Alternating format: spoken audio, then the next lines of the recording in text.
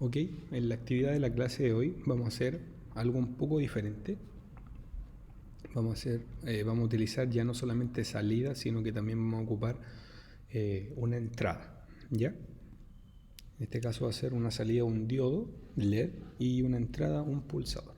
Entonces, ¿qué vamos a partir?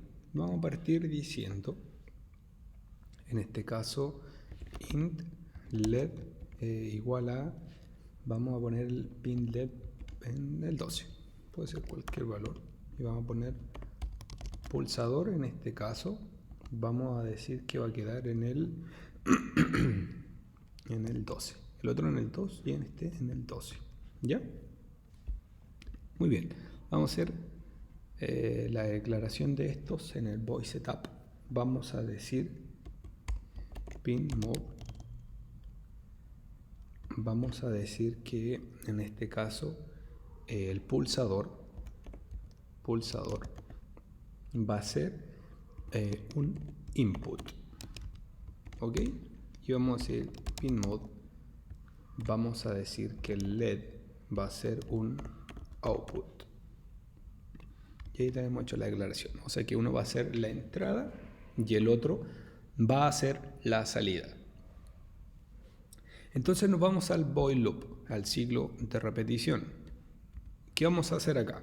Vamos a hacer la siguiente cuestión. Vamos a ocupar un if. Un if, o sea, ¿qué quiere decir un if? Un si. If digital write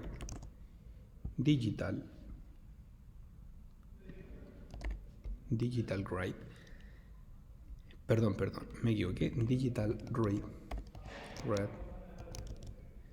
Vamos a decir que en este caso el pulsador, vamos a decir que sea, si es igual a un high, o sea un alto, ¿qué va a pasar? Vamos a abrir una llave y vamos a poner digital, ahora sí el grid,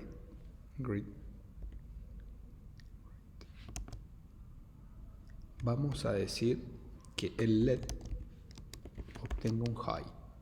¿Qué estamos diciendo? Revisemos. Vamos a decir si, el if es el si digital read, o sea que si el pulsador lee un alto en este caso quiere decir si es que está pulsado, entonces escriba un high o mándele 5 volt al LED. Eso es lo que estamos diciendo, que si el pulsador recibe un pulso, un high, entonces escriba o mándele 5 volt al LED, ¿ya? Y también vamos a ocupar el else. ¿Qué significa? El si no. Entonces esto quiere decir, si pasa esto, encienda el LED. Si no, y aquí ocupamos el else. Si no, ¿qué tiene que pasar? Digital gray. Si no, ¿qué tiene que pasar? Que el LED, en este caso, mándele un low, o sea que esté apagado. ¿Ok? Entonces, repetimos, el ciclo de repeticiones, ¿qué consiste?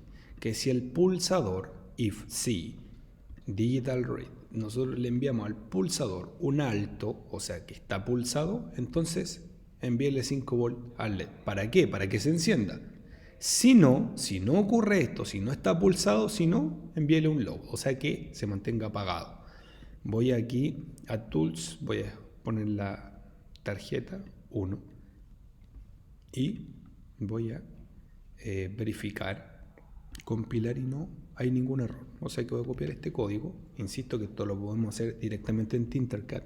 Yo en mi caso lo estoy haciendo así para acostumbrar a la plataforma, en este caso IDE. Yo acá tengo desarrollado ya mi esquema para ahorrar un poco de tiempo. ¿En qué consiste? ¿Qué es lo que tengo acá? Traje el Arduino Uno, que es la que está acá abajo. Traje una protoboard, que es la que está acá, la placa de prueba. Traje 2 resistencias que están aquí. Traje un diodo LED y el pulsador. ¿Qué hicimos? Voy a copiar el código, que es el que había diseñado recién. Fíjense, el LED va al pin 2. Entonces fijémonos, por el lado cátodo ponemos la resistencia y de la resistencia va a tierra, GND.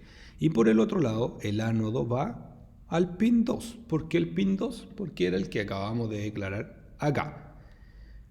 ¿Qué tenemos por el otro lado?